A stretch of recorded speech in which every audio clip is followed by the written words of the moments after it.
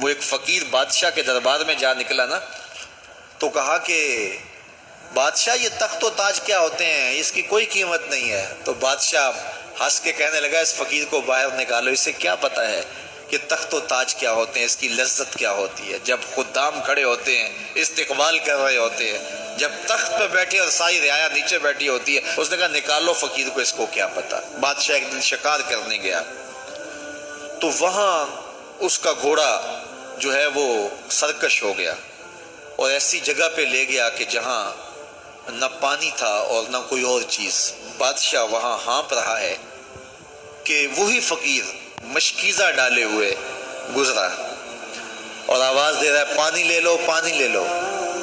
بادشاہ کی تو موت واقع ہونے والی تھی، آخری ہچکیاں تھی، تو اس نے آواز دی پانی۔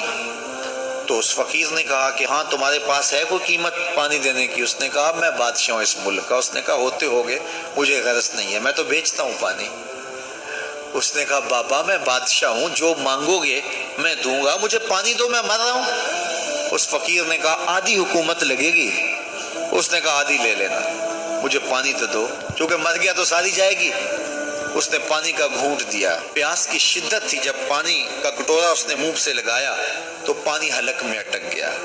اب پھر دوبارہ مصیبت بن گئی۔ تو اس فقیر نے کہا کہ میں حکیم بھی ہوں، اگر کہو تو تمہارا علاج کر دوں۔ اس نے کہا ضرور کرو، لیکن اس نے کہا میں یوں ہی نہیں کروں گا، آدھی باقی حکومت بھی لگے گی، وہ بھی لکھ دو۔ اس نے چمڑے کے اوپر لکھوا لیا، ساری حکومت لکھوا لی، اور اس نے اس کا علاج کیا فوری۔ جو اس کے پاس ٹوٹکا ٹونا تھا تو اس کا پانی حلق سے نیچے اتر گیا۔ بادشاہ گھوڑے پہ بیٹھا واپس آیا، وقت گزر گیا، عرصہ بیت گیا۔ بادشاہ پھر تخت پہ بیٹھا تھا، وہی فقیر بھیس بدل کے دوبارہ آ گیا۔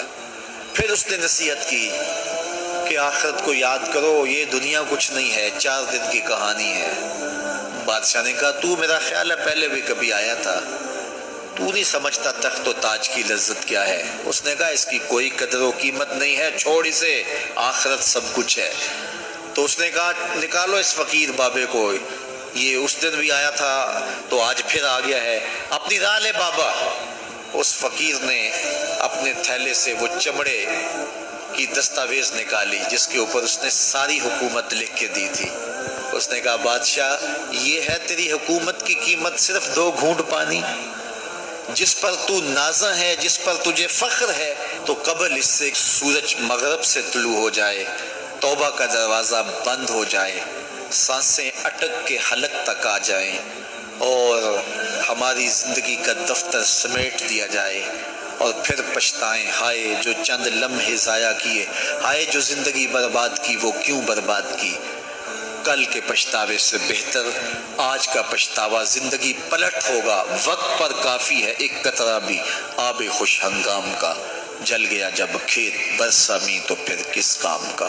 آئیے میں اور آپ اپنی زندگی کو مالک کی چوکھٹ پہ، مالک کی دہلیز پہ لے جائیں، اس کے حضور سچی توبہ کریں، رجوع لائیں، اپنے گناہوں سے معافی مانگیں، وہ کریم ایک آنسو سے سارے گناہ معاف کر دے گا۔ اپنی آخرت کی تیاری کریں، کاروبار دنیا بھی کریں، لیکن اصل ہماری زندگی آخرت کی زندگی ہے۔ صحابہ کو خندق کھودتے دیکھا تو پیار آیا تو یہی کہا اللہم ان العیش عیش الآخرہ، اے اللہ زندگی تو آخرت کی زندگی ہے، فاغفر للانصار والمہاجرہ، میرے انصار کو بھی بخش دے، میرے مہاجروں کو بھی بخش دے۔ تو اللہ تعالی ہم سب کی مغفرت فرمائے۔